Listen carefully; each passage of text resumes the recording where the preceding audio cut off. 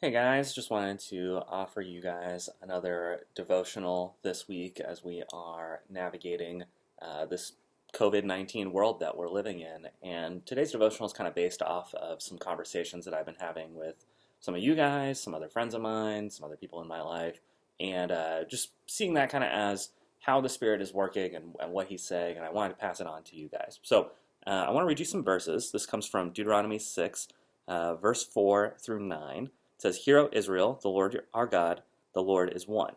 You shall love the Lord your God with all your heart, with all your soul, and with all your might. And these words that I command to you today shall be on your heart. You shall teach them diligently to your children. You shall talk of them when you sit in your house, and when you walk by the way, and when you lie down, and when you rise. You shall bind them as a signs on your hand, and they shall be as frontlets between your eyes. You shall write them on doorposts on your house and on your gates." So, that verse obviously is used in a lot of different ways in the Bible. The thing that I want to highlight right now is that pattern that we see in verses 6 and 7. It says, "And these words that I command you today shall be on your heart. You shall teach them diligently to your children. You shall talk of them when you sit in your house, when you walk by the way, when you lie down, and when you rise." It's from that verse that we often get a pattern that the way we approach God should be a daily thing and an hourly thing even. That when we rise, when we go to sleep, in between, as we're doing kind of the key moments of the day, whether that's sitting down for a meal or going to work or on a walk to something, that we incorporate God into all of those spaces. And that's a pattern that the early church has recognized, and all of church has really recognized, that we should have these fixed moments in our life and in our day where we try and incorporate God into it. So why is that important right now especially? So most of us are really dealing with a lot of existential anxiety, dealing with things that are bigger and more complicated than we've ever dealt with before. And there's a lot of unknowns and wondering what's going to happen. I mean, even last week we were thinking, hey, maybe April, middle of April, we'll be all done with this. Now the government's talking that, hey, it might not be till May or even longer than that. We just have to prepare ourselves for things longer than that. And that can feel very overwhelming.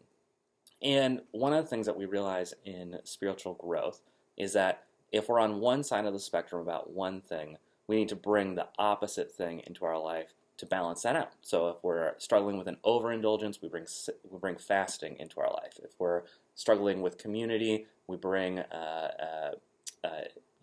silence and solitude into our life. We balance those things out. So as we're dealing with big existential questions, it's often important to ground ourselves in such a way.